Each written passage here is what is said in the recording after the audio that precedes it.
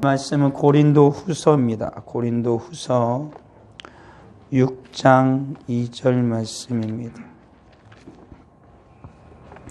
고린도 후서 6장 2절 말씀.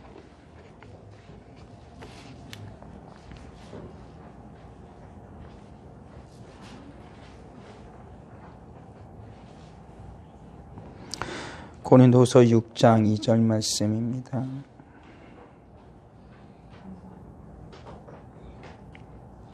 같이 읽겠습니다. 이르시되 내가 은혜 베풀 때에 너에게 듣고 구원의 날을 너를 도왔다 하셨으니 보라 지금은 은혜 받을 만한 때요 보라 지금은 구원의 날이로다. 아멘. 사도 바울이 고린도 교회에 두 번의 편지를 썼습니다. 그 첫 번째 편지가 고린도 전서이고 두 번째 편지가 고린도 후서입니다. 고린도 전서는 사도 바울이 그 고린도에 생명을 걸고 교회를 세웠지요. 하나님의 은혜로 세웠는데 그 고린도에 있는 성도들이 맨 처음에는 굉장히 열심을 다하고 신실하게 하나님을 섬겼습니다. 그래서 하나님께서 크신 은혜를 주셨죠. 고린도라는 도시가 굉장히 퇴폐적인 도시였고 타락한 도시였기 때문에 하나님께서 그 고린도 교회 성도들에게 특별한 은혜를 베풀어 주신 것입니다. 그들은 하나님의 신령한 은혜를 충만히 받았지요. 그런데 문제가 교회에 발생하게 된 것입니다. 그들의 교회에 생겨진 문제는 하나님 앞에서 거룩해야 하고 그리고 하나님 앞에서 겸손하게 주님 앞에서 살아야 했음에도 불구하고 고린도 교회는 서로 다투고 싸우고 경쟁하는 그런 교만한 마음과 함께 하나님께서 지키라고 하신 거룩을 지키지 못하고 세상의 풍조들이 세상의 가치들이 심지어는 세상보다도 더한 그러한 악함과 추함이 젖어들기도 했던 것입니다. 그래서 사도 바울은 그런 한 고린도 교회를 향하여 크게 꾸짖고 책망하면서 고린도전서를 썼습니다. 그 와중에도 우리가 잘 아는 고린도전서 13장을 보면 하나님의 사랑을 말하고 있죠. 그 교회가 하나님의 사랑을 잃고 하나님 산에 떠났기 때문에 그 모든 문제가 야기됐다라는 것을 마치 말하듯이 말합니다. 그리고 나서 사도 바울에게 얼마 되지 않아 복된 소식이 들어왔는데 그건 뭐냐면 고린도 전서의 서신을 받았던 고린도 교회 성도들이 변화되기 시작한 것입니다. 하나님으로 변화되기 시작했고 고린도에게 들려온 소식은 고린도에 사는 성도들이 점점 그들의 거짓됨과 잘못됨을 깨닫고 하나님 앞에서 새롭게 변화되기 시작했다는 복된 소식이었습니다. 그래서 사도 바울은 주저하지 않고 고린도후서를 써내려간 것이지요. 하나님의 그 사랑의 편지를 다시 한번 격려의 편지를 그들에게 쓴 것입니다. 그 가운데 우리가 읽은 말씀이 바로 6절에도 나오는 6장에 나오는 말씀 중에 하나죠. 하나님의 은혜를 너희들이 받아야 한다라는 것이었습니다. 그리고 하나님의 은혜를 받는 너희는 다시 헛되이 은혜를 받아서는 안 되고 하나님의 그 은혜를 받을 만한 때에 하나님의 흡족하게 너희는 받아야 한다라고 말하고 있는 것입니다. 그러니까 오늘을 살아가는 성도들에게도 동일하게 우리 하나님 말씀하시는 거죠. 오늘 살아가는 우리 성도들에게 진정 하나님이 원하시는 것은 무엇인가? 우리 성도들의 진정으로 필요한 것은 무엇인가? 라고 묻는다라면 하나님의 은혜입니다. 그래 우리가 살아가는 이 땅 가운데 하나님께 기도하면서 반드시 구할 것 중에 하나는 뭐냐면 은혜를 베풀어 주시옵소서라는 기도이죠. 나에게 은혜를 주시옵소서. 나의 자녀에게 은혜를 베풀어 주옵소서. 우리 가정에 은혜를 베풀어 주옵소서. 우리 교회에 하나님의 은혜를 베풀어 주시옵소서. 내가 사랑하는 이들에게 하나님의 은혜를 베풀어 주시옵소서라고 우리는 반드시 기도해야 하는 것이지요. 하나님의 은혜가 임하여야만 우리는 온전하게 주님 앞에서 살아갈 수 있기 때문에 그런 것입니다. 우리 주님은 우리를 향하여 성도를 향해 분명하게 말씀을 하십니다. 그건 뭐냐면 우리를 향하여 새로운 피조물이다라고 주님은 말씀하시고 예수 그리스도 안에서 우리는 하나님의 의가 되었다라고 성경 분명하게 우리의 존재를 말해주고 있다는 것이죠. 그러니까 성도는 모두 다 하나님 앞에 새롭게 창조된 자들입니다. 새로운 존재들입니다. 이 새로운 창조물로서 주님 앞에서 살아가려면 우리에겐 은혜가 반드시 필요하다는 것이지요. 우리 다 모두 다 구원을 받았음에도 불구하고, 우리가 새로운 피조물로 주님 앞에 세워졌음에도 불구하고, 우리들이 가끔 고린도 전서의 교회의 성도들과 같이 그러한 모습을 보이는 이유는 무엇입니까?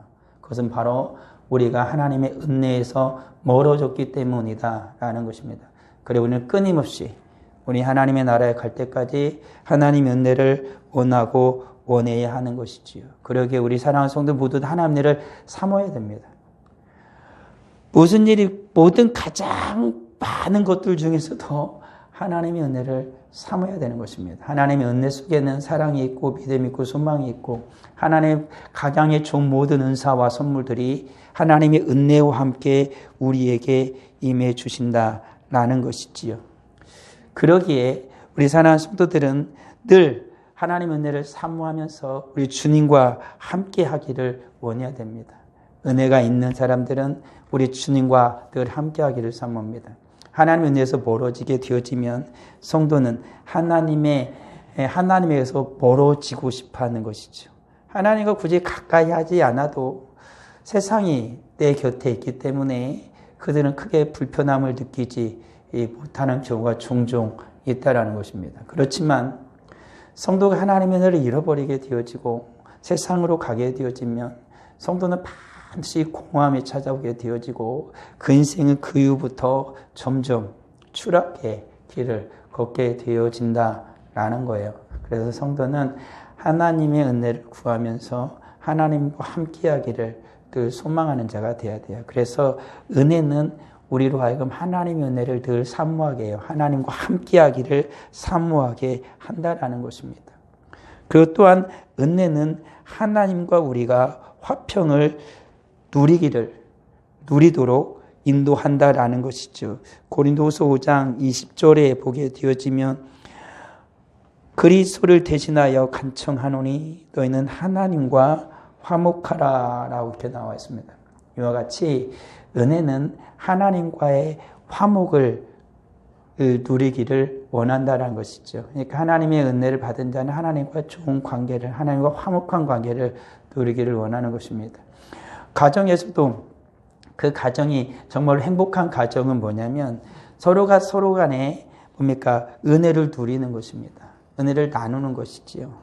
서로가 서로를 인정해주고 서로가 서로의 선한 것을, 좋은 것을 나누는 것이지요. 그렇지만은 서로 다투고 싸우고 단점만 지적하게 되어지면 그 가정의 평화와 화평은 사라지게 되는 겁니다. 인간이란 존재는 다 부족합니다. 완전한 존재가 어디 있겠습니까? 이 세상에 내 마음에 드는 사람은 하나도 없어요. 그렇지 않습니까? 내가 낳은 자식도 가끔은 내 마음이 안 드는데, 내가 사랑해서 찝어가지고 결혼한 그이도 내 마음에 안 드는데 이 세상에 내 마음에 드는 이가 누가 있겠습니까? 심지어는 사람이 자기 자신에게도 불만족스러워 하잖아요. 그래서 여기저기를 고치기도 하고 이런저런 가리기도 하고 이런저런 스펙을 쌓아가지고 어떻게든 자기를 이렇게 메꿔보려고 하지만 사람은 어쩌면 죽을 때까지 자기 자신에 대해서 만족할 수 없는 존재입니다. 다른 사람에 대해서도. 그러기에 사람은 하나님의 은혜가 필요한 거예요. 하나님의 은혜 속에서 서로가 화목할 수가 있는 것이죠. 그러기에 은혜는 하나님과의 관계를 가장 중요시 여기기 때문에 하나님과 화평을 사모하도록 인도한다라는 것입니다. 그리고 은혜는 더 큰 은혜를 사모하게 합니다.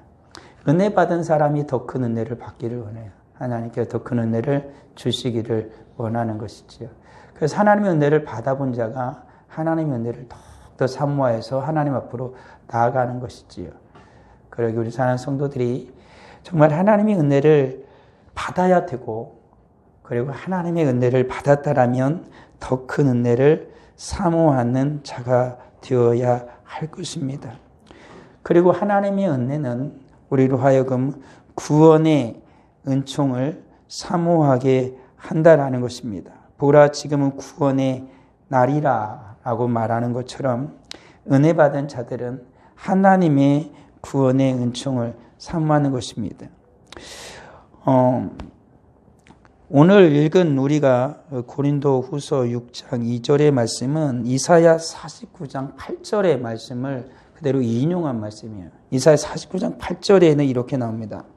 여호와께서 이같이 이르시되 은혜의 때에 내가 내게 응답하였고 구원의 날에 내가 너를 도왔도다. 내가 장차 너를 보호하여 너를 백성의 언약으로 삼으며 나라를 일으켜 그들에게 그 황무하였던 땅을 기업으로 상속하게 하리라 라는 말씀을 인용한 것입니다. 그러기에 은혜는 더욱더 큰 은혜를 사모하게 할 뿐만 아니라 은혜는 하나님의 구원의 은총을 사모하도록 우리를 이끈다라는 것입니다. 뿐만 아니라 또한 이 은혜는 구원의 은총을 사모할 뿐만 아니라 구원의 은총이 또 전파되기를 원하는 것이죠. 예수님께서 이 땅에 오셔서 성령으로 충만함을 받으셨을 때 그리고 주님의 사역을 시작하실 때 하나님의 말씀을 펴들고 주님이 하신 말씀은 바로 이것입니다.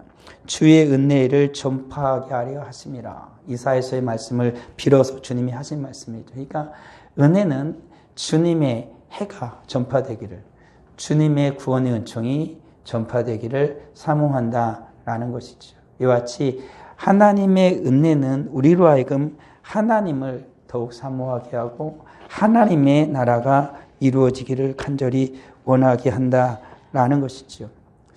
우리들이 하나님의 은혜를 이와 같이 사모하고 그리고 하나님의 은혜를 받아야 우리의 그러니까 구원은 점점 온전해져 간다라는 것입니다.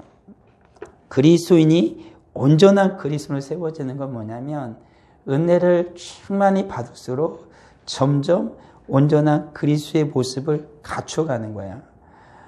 오늘날의 성도들이, 오늘날의 교회들이 왜 그리스도인의 모습을 점점 잃어가게 되는 것일까라고 보게 되어지면 여러 가지 이유와 원인을 들 수 있을지 모르겠지만 그 첫 번째 이유는 뭐냐면 은혜를 받지 못하기 때문이다라는 것입니다.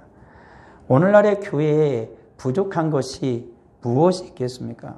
이 세상의 물질적인 그런 모든 것에서 물론 부족한 부분이 없지 않아 있겠죠. 그렇지만 교회는 그런 것들 때문에 쇠락하거나 그런 것 때문에 문제가 생기지는 않습니다. 하나님의 은혜가 충만하면 그 모든 것들은 다 해결이 되어지는 것이지요. 그렇지만 하나님의 은혜를 받지 못하고 하나님의 은혜가 교회 안에 없게 되어지면 교회는 금세 무너지게 되어지는 것입니다. 뿐만 아니라 우리의 믿음의 가정도 그렇습니다. 내 자녀도 그렇습니다. 하나님의 은혜가 우리 가정에 충만히 임하면 그 가정은 정말 하나님의 복이 임합니다. 그리고 내 사랑하는 자녀들이 하나님의 은혜로 충만하면 하나님이 그 자녀를 복되게 하시고 하나님이 그 자녀를 잘 되게 하십니다. 이것이 우리 하나님이 주시는 복이라는 것이지요. 우리가 그래서 맨 처음 말씀드린 것처럼 하나님의 은혜를 부지런히 구하는 자들이 되어야 한다는 것입니다. 하나님의 은혜를 구하고 구할 때 하나님께서 우리로 하여금 점점 온전해지게 하신다. 그리스도인으로 점점 완성의 단계에 이르게 하신다라는 사실을 우리는 믿어야만 할 것입니다. 고린도 6장 3절에서 5절의 말씀은 이겁니다. 고난 가운데 은혜가 함께함을 믿으라라는 그러한 말씀인 것이죠. 사도행전에서도 고린도후서에도 보게 되어지면 바울은 분명하게 이렇게 고백을 하는 것입니다. 내가 그리스도를 위하여 약한 것들과 능욕과 궁핍과 박해와 공고를 기뻐하노니 이는 내가 약한 그때의 강함이라 라고 말하고 있는 것이지요. 우리가 고난이 찾아오지 않는 인생은 없잖아요. 어려움은 다 찾아와요. 그렇지만 우리 하나님은 오늘 사도 바울의 이 고백처럼 고난 가운데에서 하나님의 은혜가 임한다라는 거예요. 우리가 하나님의 은혜가 내 고난 가운데 임하지 않았다라면 우리는 벌써 망해도 망하지 않았겠습니까? 하나님의 은혜가 있었기에 힘들고 어려운 모든 날들을 이겨냈고 지금도 우리는 이겨내가고 있는 것이죠. 어렵고 힘들거든 주님을 향해 등을 돌리는 게 아니라 하나님의 은혜를 더욱 구하면 됩니다. 하나님의 은혜가 그 모든 것을 이기게 하신다라는 것이죠. 그리고 고린도 6장과 7절을 보게 되어지면 6절과 7절을 보게 되어지면 은혜가 거룩과 성령의 열매를 맺게 하신다라고 성경 말하고 있습니다. 우리가 너희 믿는 자들 향하여 어떻게 거룩하고 옳고 흠없이 행하였는지에 대하여 너희가 증인이요 하나님도 그러하시다라고 데살로니가 전서에도 사도 바울은 말하고 있는 것이죠. 우리가 하나님의 은혜 가운데 있을 때 우리는 거룩해지는 것입니다. 그리고 하나님의 은혜 가운데 있을 때 우리는 성령의 열매를 맺을 수 있는 것이고 하나님의 은혜가 이 모든 것을 가능하게 하는 것입니다. 나는 왜 성령의 열매가 없을까? 나는 왜 거룩하지 못할까? 그것은 뭐냐면 하나님의 은혜가 우리 가운데서 함께하지 않기 때문에 그렇지요. 우리가 하나님의 은혜가 우리 가운데 있다면 우리는 거룩해질 것입니다. 그리고 하나님의 은혜가 나와 함께한다면 성령의 충만한 열매를 맺게 되어지는 것이지요. 그리고 하나님의 은혜가 하나님의 능력을 또한 경험하게 한다라는 사실입니다. 하나님의 은혜를 힘입으면은 우리로 하여금 하나님의 능력이 나타나게 됩니다. 그리고 하나님의 능력은 우리의 기도를 통하여 우리가 하나님의 말씀을 실천할 때에 그리고 주의 말씀에 순종할 때에 우리 하나님의 능력은 성도에게 나타나게 되어지는 것이죠. 우리가 하나님의 은혜를 충만히 받으면 하나님의 말씀은 우리의 능력이 됩니다. 우리가 하나님의 은혜를 충만히 받으면 우리의 기도는 하나님 앞에 응답으로 돌아온다라는 사실인 것이죠. 이와 같이 우리가 하나님의 은혜를 받을 때 우리는 비로소 하나님의 능력을 경험하는 자가 되는 것입니다. 그리고 하나님의 은혜가 선한 마음을 넓게 한다라고 6장 11절에서 13절까지 말하고 있는 것이지요. 그러니까 우리의 마음이 넓어졌으니 라고 말합니다. 그러니까 하나님의 마음이 좁은 게 아니고 우리들의 마음이 좁아지고 우리의 마음이 다툼과 싸움을 일으키는 거죠. 그렇지만 하나님의 은혜가 임할 때 우리의 선한 마음을 넓게 하는 것입니다. 우리의 은혜가 충만하면 다툼이 없습니다. 하나님의 은혜가 있으면 미소로 덤빌 수 있고 하나님의 은혜가 있으면 긍휼로 받아줄 수가 있죠. 그렇지만 우리가 하나님의 은혜가 없으면 다툼과 시기와 질투와 불만과 불평을 쏟아낼 수밖에 없습니다. 그거는 사람이 악하기 때문이다라기보다는 인간의 마음속에 죄가 있기 때문에 그건 자연스럽게 흘러나오는 거예요. 그래서 하나님의 은혜로 우리를 채워야 돼요. 하나님의 은혜로 채워야 그 모든 것들이 녹아지고 사라져서 안 나와요, 내 밖으로. 근데 하나님의 은혜가 계속해서 내 안에 채워지지 않으면 그 모든 악하고 더러운 것들이 막 흘러나와요. 그게 우리의 자연스러운 모습인 거예요. 이 세상에 악한 자를 보면서 저 나쁜 놈. 원래 인간은 원래부터 나빠요. 나도 하나님의 은혜가 나와 함께하지 않으면 우리들이라고서 그들과 내가 손가락질하는 그들과 크게 별다를 바가 있겠습니까? 별다르지 않아요. 하나님 앞에서는 의인은 없나니 하나도 없다라고 말씀한 것처럼 사람의 죄는 그런 거예요. 그럴 때 우리가 하나님의 은혜를 충만히 받으면 우리는 서로를 용납하고 서로를 용서하고 서로를 받아들이고 서로를 긍휼히 여기고 서로를 사랑할 수 있는 존재가 되는 거예요. 그렇지만 하나님 은혜가 많지 않으면 하나님 은혜가 소멸되어지면 시끄러운 소리들이 계속 나게 된다라는 것입니다. 그리고 하나님 은혜가 온전한 하나님의 자녀가 되게 한다라고 말하고 있죠. 너에게 아버지가 되고 너희는 내게 자녀가 되리라. 전능하신 주의 말씀이니라 라고 말하죠. 비로소 이렇게 되는 거예요. 하나님의 은혜가 임할 때 우리는 진정한 하나님이 온전한 자녀가 되어지고 주님의 자녀로서 우리는 점점 자라가게 되어지는 거예요. 그러니까 우리들 하나님께 여러 가지를 구할 때 말씀드린 것처럼 나에게, 내 가정이, 우리 자녀의, 내 사랑하는 자들에게, 내 직장과 사업과 일터에 하나님의 은혜가 임하기를 구하여야 합니다. 이렇게 하나님의 은혜가 임할 때에 그 모든 것이 새로워지고 변화되어지고 그 가운데 하나님의 은혜와 능력이 나타나게 되어지는 것입니다. 로마서 8장 15절에서 이렇게 말합니다. 너희는 다시 무서워하는 종의 영을 받지 아니하고 양자의 영을 받았으므로 우리가 아빠 아버지라 부르짖느니라.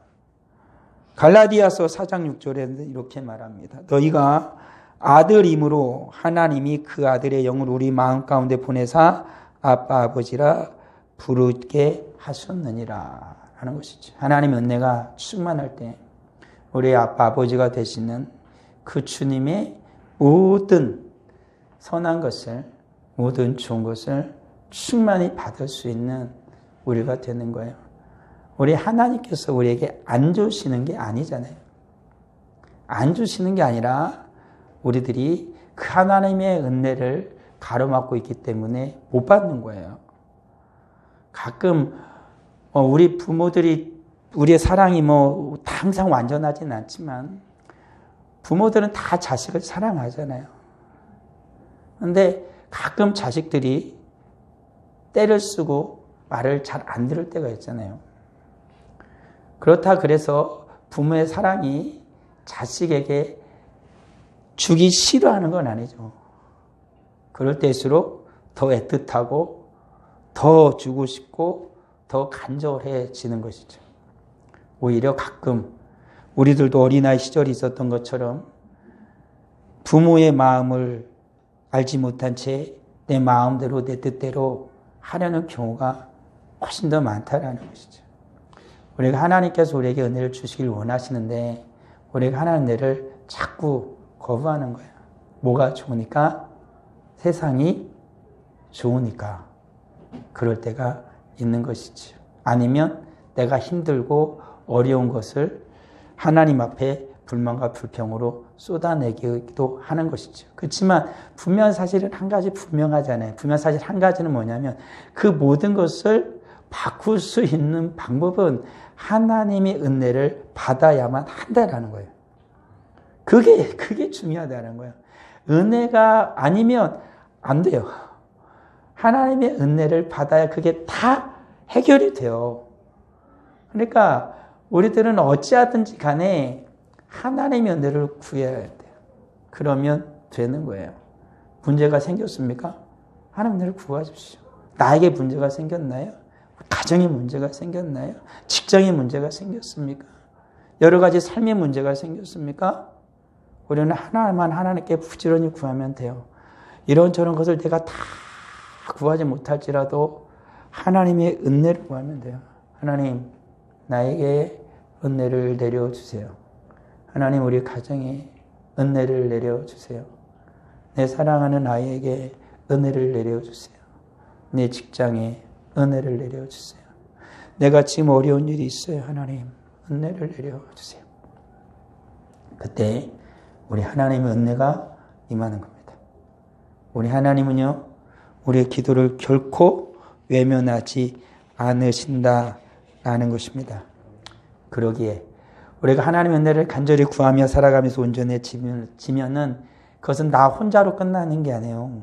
하나님의 은혜는 함께하게 하는 거예요. 함께. 그래서 하나님의 은혜가 더욱더 확장되어지고 그 은혜를 함께할 때 하나님의 은혜와 능력이 나타나게 되는 것입니다.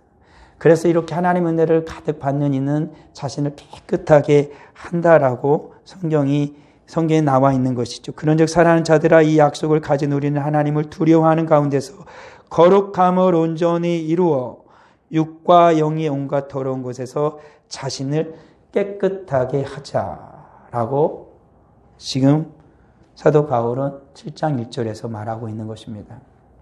은혜는 우리를 깨끗하게 하는 것입니다. 그리고 은혜를 받은 우리는 서로가 서로를 영접하게 한다라고 말하고 있는 것이지요. 마음으로 우리를 영접하라라고 말하고 있다라는 사실입니다. 그리고 고린도서 7장 3절에서는 함께 죽고 함께 살아간다라고 그렇게 말하고 있는 것이죠. 우리가 함께 죽고 함께 살고자 함이라.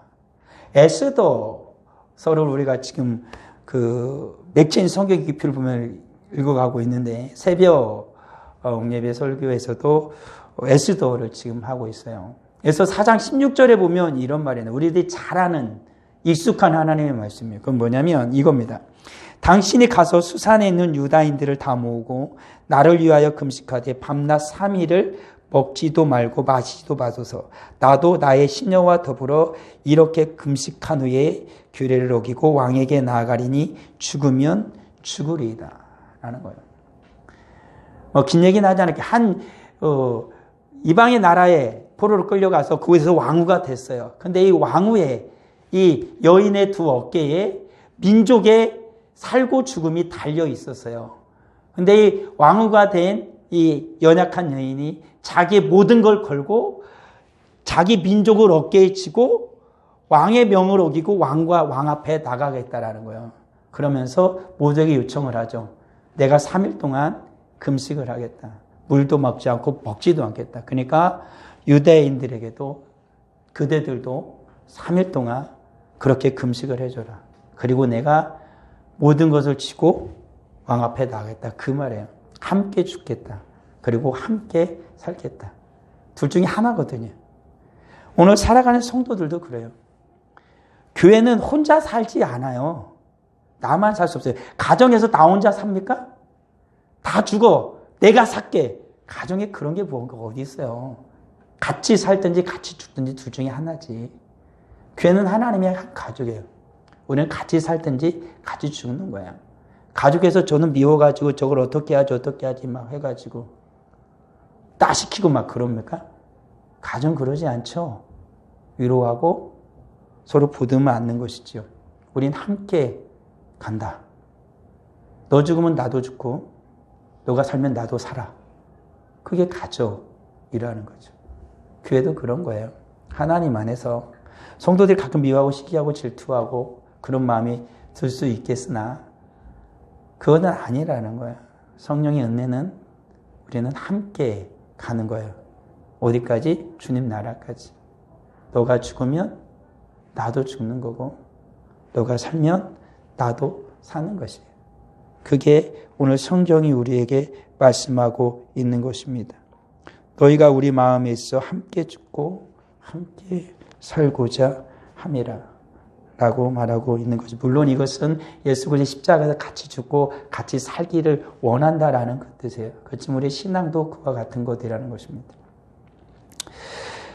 그리고 하나님의 은혜는 서로 위로하고 함께 기뻐한다라고 6절과 7절에서 말하고 있는 것입니다. 그러니까 성도들이 힘들면 같이 위로해 주는 거예요. 힘든 성도가 있으면 같이 기도하잖아요.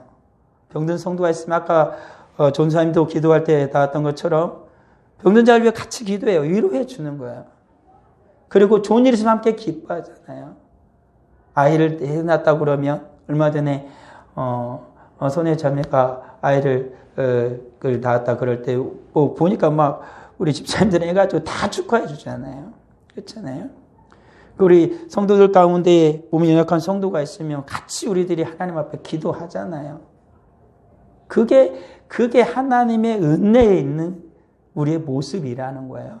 그게 하나님의 은혜 가운데 살아가야 성도의 모습이 교회의 모습이라는 거죠. 서로 위로하고 함께 기뻐하는 것이죠. 그리고 하나님의 뜻대로 거룩한 근심을, 거룩한 고민을 함께 한다라고 또 성경 계속해서 말하고 있습니다. 하나님의 뜻대로 하는 근심을 후회할 것이 없는 구원에 이르게 하는 회개를 이루는 것이요. 세상의 근심은 사망을 이루는 것이라. 똑같은 근심인데 하나님 안에 사는 근심 우리의 구원을 이루어요. 그렇지만 세상에 사는 근심은 우리를 사망으로 이루게 합니다. 그리고 잘 구별을 해야 돼요. 그러니까 우리가 마음에 근심과 걱정이 있으면 어떻게 해야 돼요? 무조건 하나님께 끌고 와야 돼요. 그리고 하나님 앞에서 울어야 돼. 하나님께서 하나님 앞에서. 마음이 아프든 근심이 든 걱정은 하나님 앞에서. 그래야 돼요. 그래서 세상을 끌고 나가면 반드시 죽어요. 그렇지만 하나님 앞으로 끌고 오면 반드시 살아요. 성경은 그렇게 말씀하고 있다는 것입니다. 그리고 우리 사랑하는 성도들은 우리 서로가 서로를 돌아보며 힘든 성도들, 어려운 성도도 있거든. 그 근심을 그 혼자서 지기 어려워하는 모습을 보거든. 그 근심을 같이 져줘야 돼요. 그래서 같이 기도해 줘야 돼요. 그리고 같이 하나님 앞에서 근심해야 돼요. 그럼 하나님께서 반드시 살려주시는 것이다라는 것입니다. 이와 같이 성경을 우리가 통해서 보건대 정말 우리가 하나님의 은혜 없이 살 수 있을까요? 나는 하나님의 은혜 없어서 살 수 있다. 라고 누가 과연 말할 수 있겠습니까? 이 땅에 존재하는 모든 피조물의 시작은 하나님의 은혜로부터 시작이 됐습니다. 태초에 하나님이 천지를 창조하시니라. 태초에 말씀이 계시니라. 라고 성경이 말하고 있는 것처럼 이 말씀이 하나님과 함께 계셨으니 이 말씀 곧 하나님이시니라. 그리고 이 말씀이 이 땅에 내려오신 게 예수 그리스도입니다. 은혜의 시작. 이 세상에 창조될 때부터 그때부터 하나님의 은혜는 모든 피조물 가운데 영향을 미치기 시작하였고 그리고 지금 살아가는 우리 모두에게도 하나님의 은혜의 섭리는 계속해서 작용한다라는 것이죠. 예배드리는 이 시간에도 하나님의 은혜가 우리 가운데 임하는 것입니다. 우리가 기도할 때도 하나님의 은혜가 임하고 우리 사는 성도들이 직장에서 일을 할 때도 하나님의 은혜가 임할 것이고 우리 사랑하는 공부할 때도 하나님의 은혜가 임할 것이고 내가 살아가는 모든 삶 속에서 하나님의 은혜가 임하는 것이고 내가 잠잘 때도 하나님의 은혜가 임할 것이고 내가 깨어날 때도 하나님의 은혜가 임할 것입니다. 하나님의 은혜는 우리와 늘 함께합니다. 은혜로 시작하신 하나님께서 우리를 은혜로 이끄십니다. 그리고 이 하나님의 은혜는 우리 어디까지 하나님의 영원한 나라 천국까지 인도해 주실 것입니다. 내가 들으니 보좌에서 큰 음성이 나서 이르되 보라 하나님의 장막이 사람들과 함께 있으니 하나님이 그들과 함께 계시리니 그들은 하나님의 백성이 되고 하나님은 그들과 친히 함께 계셔서 모든 눈물을 그 눈에서 닦아주시니 다시는 사망이 없고 애통하는 것이나 곡하는 것이나 아픈 것이 다시 있지 아니하리니 라고 성경은 말씀하고 있다는 것입니다.